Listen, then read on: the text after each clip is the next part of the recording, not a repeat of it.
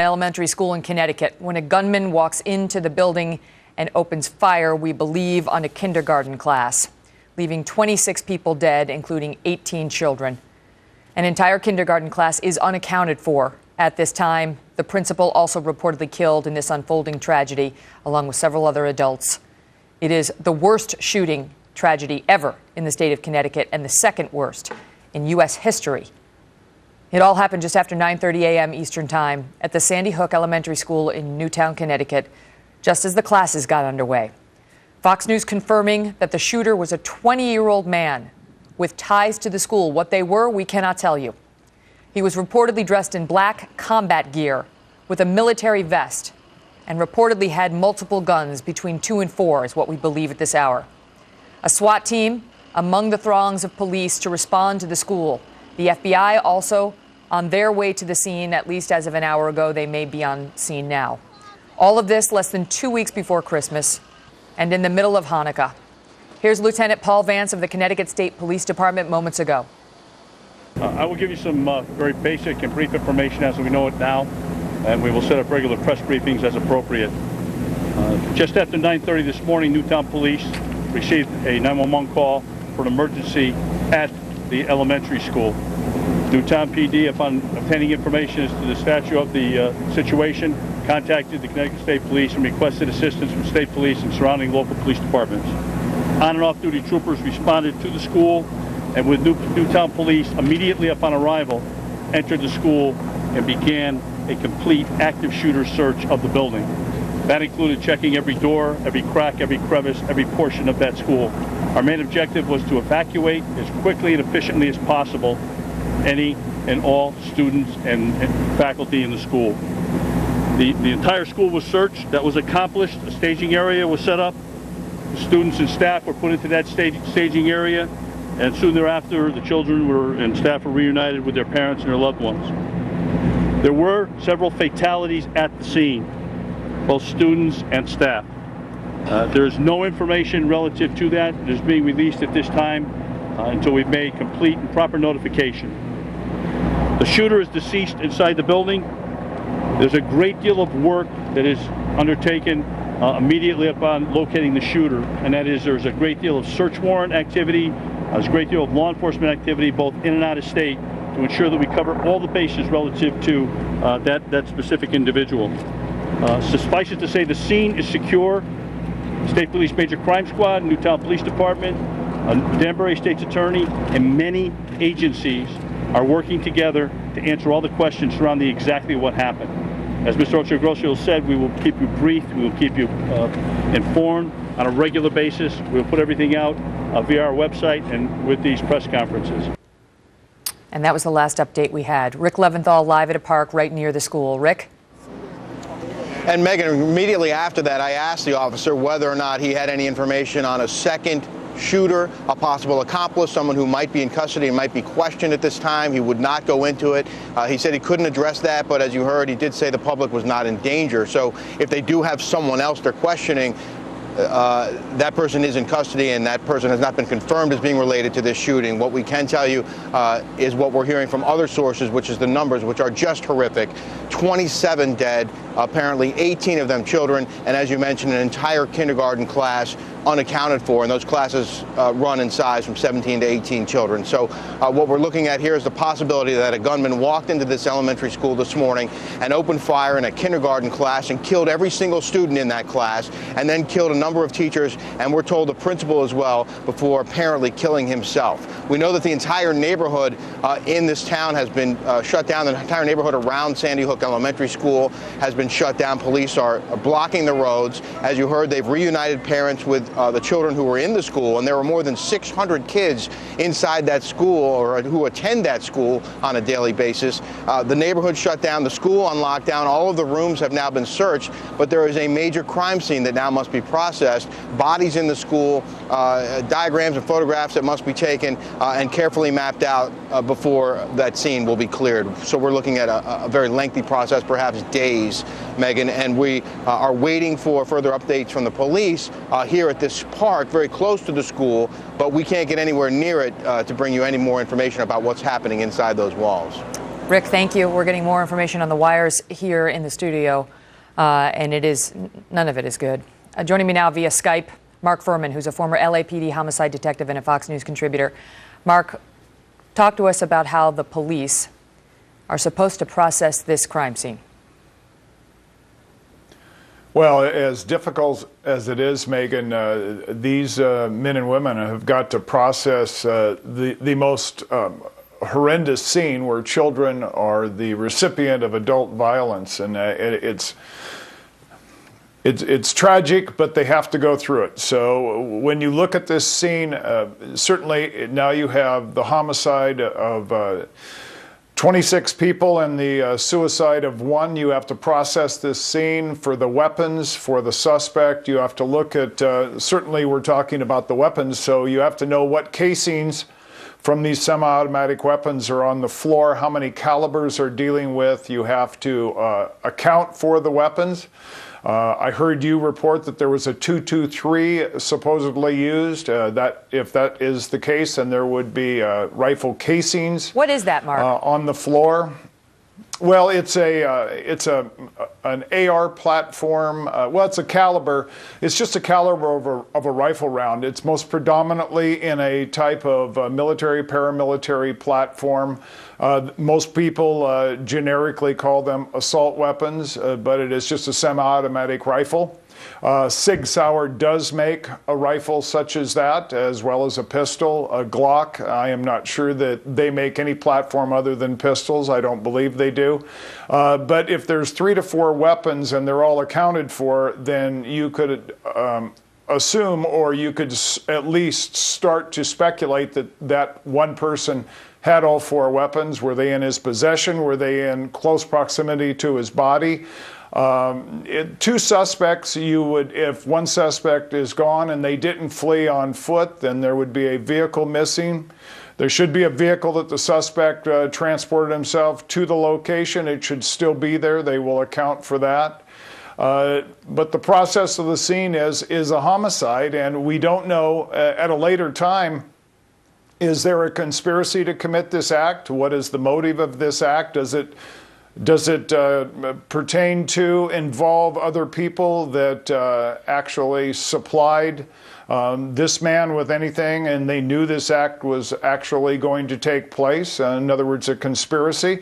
So the investigation and the processing of the scene has to be done correctly, and it will take 2 to 3 days. And there's going to have to be a task force set up, because you can't expect one detective or one team to stay up for 2 or 3 days. They'll get ragged and they'll make mistakes. So this is going to take some time, and it's going to be emotionally taxing on everybody that's inside that school. Mm-hmm. I want to stand you by just for a minute, Mark, please, if you would bear with us, because I'm told Trace Gallagher is live at the breaking news and is following new information regarding the home that was searched near the school. Is that the case, Trace? And remember, Megan, we had talked about this home being searched, and we had no idea in what capacity the connection was to the possible school shooter in this. It may have been the person of interest. Well, now one of the locals, been kind of monitoring local news here, one of the locals is reporting that there was actually a body that was found inside that home in Newtown, and now they're investigating whether it might be, and again we say might be because none of this has been confirmed, the body of the mother of the shooter. And again, we had said, well, there was a second person of interest who was being questioned by police. We have no word if that person has been arrested or taken into custody, simply being questioned. Well, that would at least, if you're connecting the dots, eliminate that person as being connected to this Newtown, Connecticut home, because now the reports are that a body was found inside this home, and it may have been the mother of the shooter. Again, we are just going by local reports there, so we want to make sure that's very clear. And just to kind of add one more exclamation point to what Mark Furman was talking about, a car being used. Well, we knew earlier that a car was in fact cordoned off at the very entrance of the school. It had been taped off. Unclear again if that was the car of the shooter, but it was parked right directly in front of the exit and entrance to this elementary school. Megan. Trace, keep working your sources in the wires and bring us more information as you get. I want to go back to Mark Furman and ask you, Mark, we've now confirmed that it was a 20-year-old shooter. We are getting information. There are reports about his identity. We are not going to go with that until we know for sure the identity of the shooter. But I want to ask you, Mark, we have confirmed that it's a 20-year-old man. And earlier this week, we saw a mass shooting, an attempted mass shooting, and 2 people dead at a mall out in the Portland, Oregon area. And that was a 22-year-old shooter. What is going on? Well, I'm certainly not equipped to tell you psychologically what's going on. I never quite understood most crimes on the street. But when you look at this, I think you're going to be able to go backwards. When Trace Gallagher was reporting about finding a body at that home, possibly the mother of the shooter, that was not a surprise to me.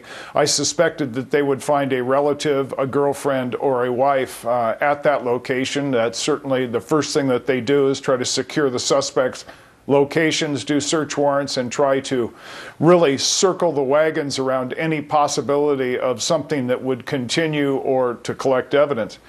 But Megan, when you look at these shootings, you kind of wonder what is the cause. And I know people are going to say guns, but that's not the issue. It's the people. We watched this nation be brought to its knees with men with box cutters on an airplane. So that's not really the issue. It's the motivation of the people. And to be really candid, I can come up with nothing short of mental illness that would lead somebody to think that they were going to prove something, or accomplish something except for immortality in the most black and bizarre and macabre way. Yeah, and just the cowardice, the extreme cowardice of the, a military, it's terrible. a military vest and combat gear to go in and execute a couple of dozen 5-year-olds. I mean, there's no one who, not you, not Ablo, no one can help us understand that, but just the sheer illness Megan, and cowardice could I say of it. one more thing, Megan? When you hear that he had already killed, or most probably killed, his mother at a location that he probably left from this morning, he knew that he was never coming back, and he was just before you finish that thought, we're told, we believe this video on screen left is the police. These are the police outside of the home where we believe this woman's body was found. Again, initial reports are that it may be a woman linked to the gunman, possibly the mother, all unconfirmed. Go ahead, Mark. Well, you just look at this. He was tidying up his mentally disturbed life. He killed a person at the residence that he was either related to or stayed at. He was never coming back there. He was never leaving this crime scene, whether he was shot by the police or he totally and absolutely always intended to take his own life. And you ask about what is going on. Well, I see one thing. We have people that are going to commit suicide that somehow want to be less anonymous in the realm of suicide and more famous in the area of homicide. I don't understand it. I never have understood it, but it is the fact that this is the society we live in now. Mark, thank you. I want to tell our viewers that Dr. Ablo will be back with us in just a bit. So we are going to check back in with him in moments. But I want to get now to Bob Strang, who is with us and is an expert on school security. Bob, thank you very much for being here. Sure, Megan. Your thoughts so far on what we've seen? Well, look, I mean, how do you prepare for something like this, really? When, as much as we're in schools around the world, in our country, you set up protocol, you look at all your CCTV, you take a look at the relationship between the police department and the school, you look at the crime statistics in the neighborhood, you look at your parents who have domestic violence issues. These are all part of a good scenario to be able to build a preventative program to deal with something like this. But when you see something like this is almost impossible to prevent. They had security in place, and I know you've done security assessments for Connecticut schools, but they had a security system in place where you had to be buzzed in, they had to see you via the camera before you could get into the school. We are told that the shooter had, quote, ties to the school. I don't know what that means. Right. But obviously something failed. Something failed. And the thing is, that's why you have a close relationship with your psychiatrist, with your local police department, because you want to know if there is a domestic violence problem in town, if there's a child related to that issue, you want to have a heads up. The school and the police have to work in concert with each other to be able to respond. In many of these cases, there is a history. There is an issue in the past, and it is something that the police are aware of. I mean, we don't know here yet what the case is, but the odds of this guy having behaved completely normally and not having had any red flags whatsoever in his behavior prior to this day, they're slim, are they not? they're slim. I mean, there's got to be some issues here. I mean, right now the police are looking through his Facebook, they're looking at all of his telephone calls, they're looking at the hard drive on the computer, they're checking everything out in his past, in his current past. One, to make sure that no one else is involved, that there's no other co-conspirators or someone else, but two, to try to figure out what brought this on. How did he get to this point? How did this happen? What can you say to the parents out there who have kids in school? I mean, you just don't think about, and I shouldn't say in every school, because there are areas in this country where schools are just, you know, near war zones, and it's a tragedy and it's a story unto itself. But most parents send their kids to school and they don't worry about their safety. They believe their children are safe in kindergarten. And what do you say to them now? You know, I can tell you from my perspective, being as a co-chair with the Terrorism Task Force in New York, you know, being involved as a director with Dare America, with police officers going into the schools on a regular basis, it's just a matter of having that relationship as strong as it can be. It's making sure that the parents, the teachers, the school board, the police are all working in concert with one another. Mm-hmm. You know, you do the best you can in terms of preventing a situation like this from occurring. And you cover... Most schools are safe. Most schools are safe. Look, there are some schools that have metal detectors, Megan. There are some schools that we deal with in our cities and suburbs and even in Connecticut that have metal detectors. Mm-hmm. This was a nice, lovely, beautiful town where parents let their little children go to school in kindergarten and first grade to feel perfectly safe. Like most towns and schools in America. That's right. And most towns and schools in America make the choice that we're going to live as a free society, and we're not going to have metal detectors and lockdown and airport type security before our 5-year-olds go in to learn the most basic lessons.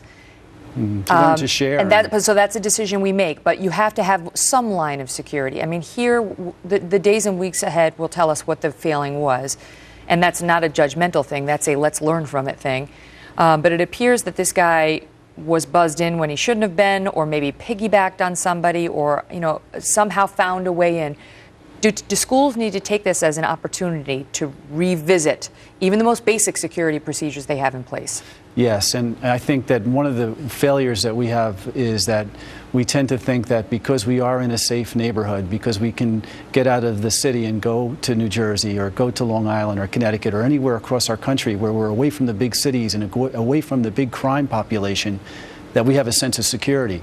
And very often, those are the areas where you need more security, because you don't have the police officer on the corner with a weapon to be able to shoot this guy.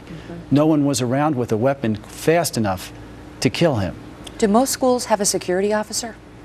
Most schools always have a security officer from their local department who's assigned to the school.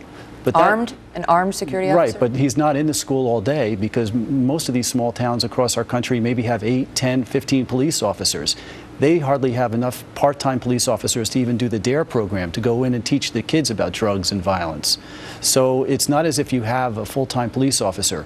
You have the relationship, you know what's going on, you try to prevent these things by dealing with the kids.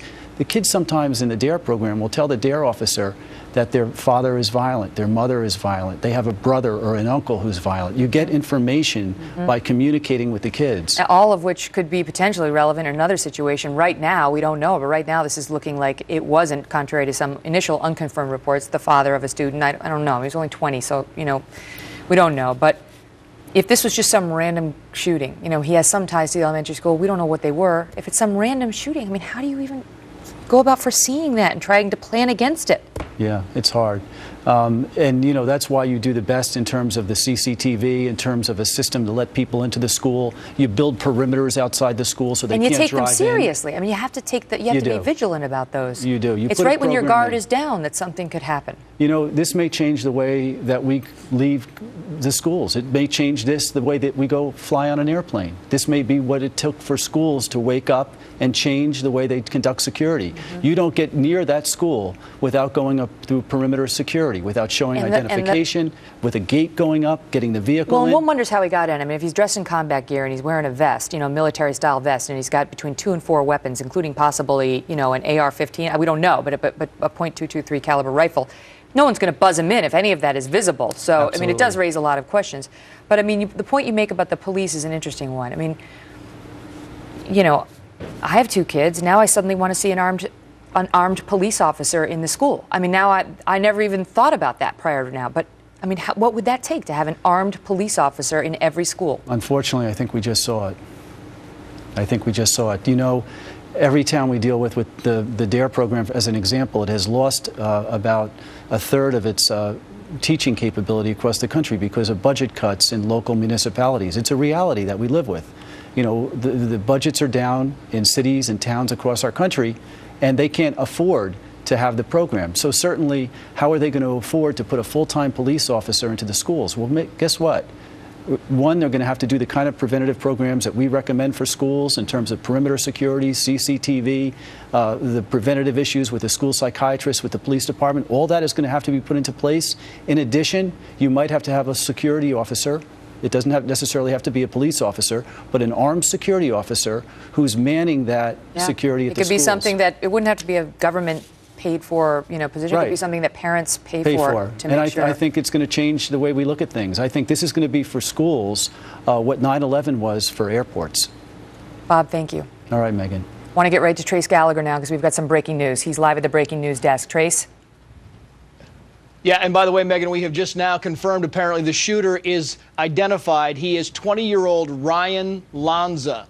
We are trying to figure out, we've got some pictures, we've got some identifications. We want to make sure we have the right guy before we actually put his picture up on the air. But 20-year-old Ryan Lanza is now the shooter, and apparently, according to other reports, he lived in Newtown, Connecticut, in Fairfield County, because the other reports were that police went to his home and reportedly found a body inside that home, that they are investigating the possibility the body may have been the mother of 20-year-old Ryan Lanza. You were talking earlier about the connection he had to the school. We do know that, in fact, you can see directly below me, this apparently is a picture of 20-year-old Ryan Lanza. You said earlier that he had a connection to the school. That was our understanding. That was the information we got, because the school at 9:30 goes into lockdown, and before you can get in the front door, you have to be buzzed in, and they can see from the camera exactly what you look like, and then you give them a reason why you want to come in. If this guy was buzzed in, it's unclear.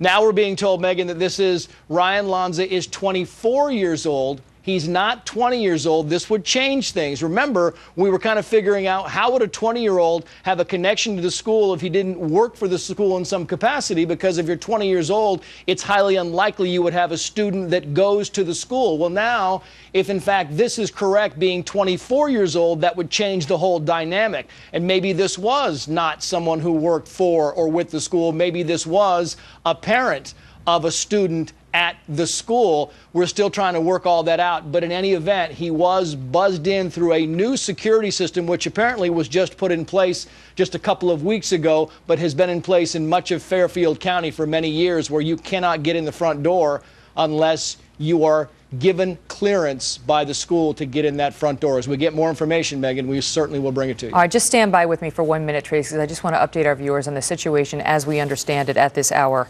At Sandy Hook Elementary School in Newtown, Connecticut this morning, just after 9:30 a.m., we believe this man, 24-year-old Ryan Lanza, identified as, went into the school wearing combat gear, a full military-style vest, and had between 2 and 4 weapons, including a Glock and a semi-automatic 9mm, according to police.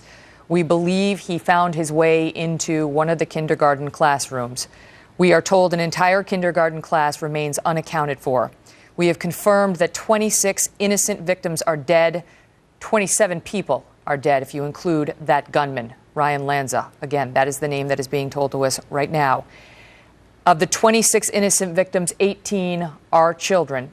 That is our information at this hour. There had been reports that over 100 shots were fired. We have not yet been able to confirm that. We don't know how many shots were fired.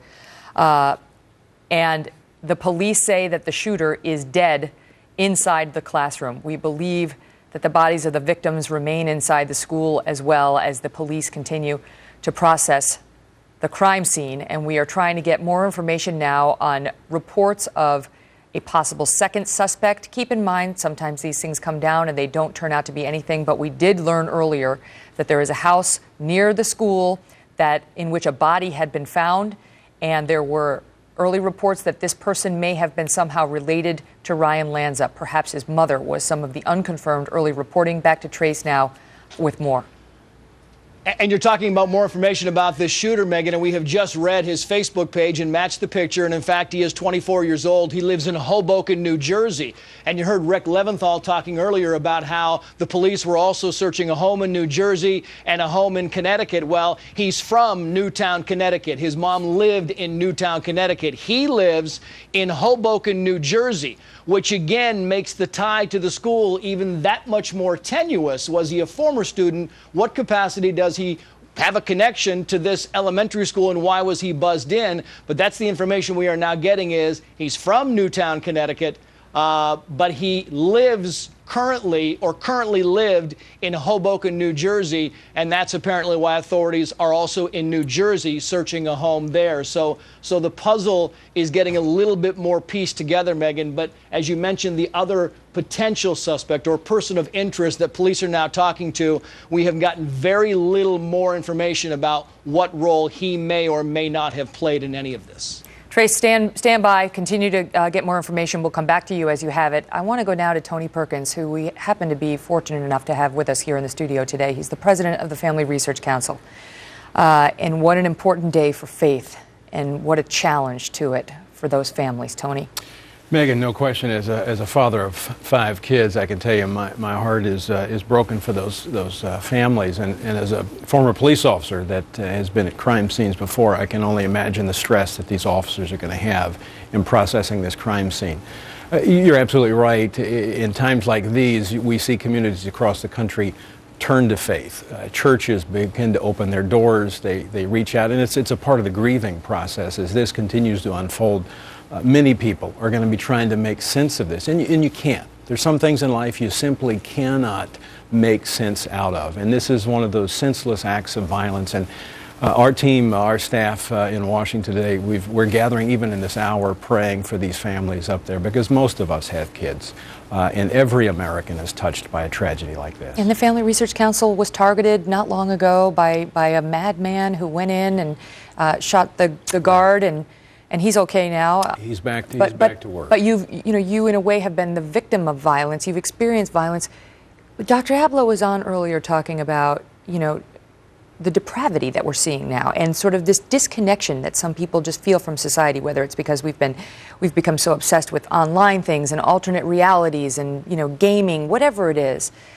I mean, it's just, America looks very different than it looked 30 years ago. We don't interact with each other the way we used to, and faith has been diminished as well. And that's not to diminish the position that is held by atheists, which is valid and to which they're entitled, but faith has been something that's been a common thread in America that's bound us to one another for so long. It has been that common thread and we find it in times like these. In tragedies, that's where we turn to, because it is really a part of who we are as a people, but it's also innately we have this need to reach out and make sense of these things, and it's only when we trust our Creator and those that have a relationship, a relationship with Christ, or have a sense of spirituality, whatever they may describe it. But most importantly, as I come from the evangelical world, it helps us process this grief, because it helps us look out for one another. It does. I mean, it helps on both sides. Even if you go to church just to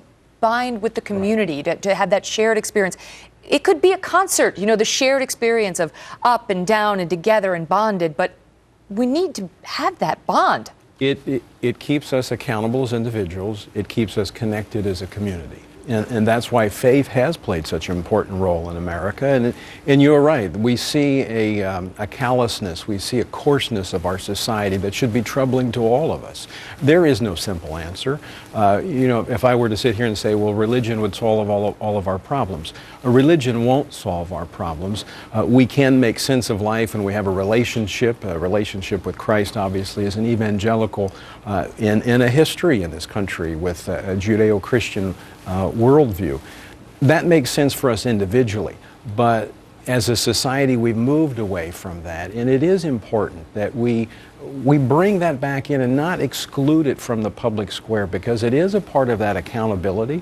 It is a part of looking out for one's neighbor, and who knows what motivated this guy to do this, but we need to be looking out for others. We need to be looking out for things that are not right in our community, and having a moral standard of what's acceptable and what's not. Clearly, this is not acceptable. I don't think anybody in America would say it is. But how do we prevent tragedies like this from occurring again? Yeah. And you mentioned a good point. A lot of people go to temple, they go to church on a day like this and just look to connect with their fellow human beings, to remind themselves that we are here together, that we have this shared experience, and that there, for some of us, is a higher power who will help us through it. We should all be praying for these families today, because they are going to be grieving. And I, as a parent of a 5-year-old, I can only tell you that my heart's broken for them. And pray for the little souls, the little angels.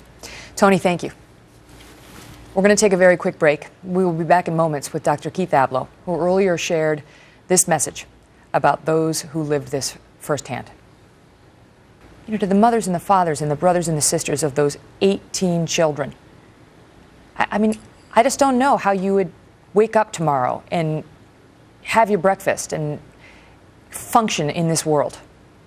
Well, that's the best thing, by the way, Megan, that you could tell them. And that's what I would tell them in this office. I cannot fathom the depth of your grief. I give you credit for your courage.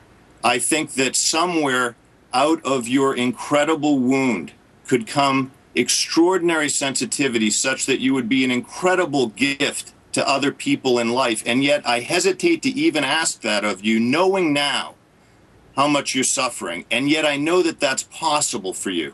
But I don't pretend to know everything you're feeling, and I invite you to tell me.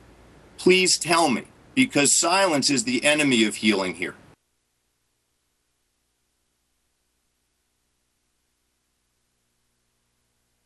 Kids grow up in no time. Marie Callender's turkey breast with stuffing is a great reason to slow down. Creamy mashed potatoes, home-style gravy, and 320 calories.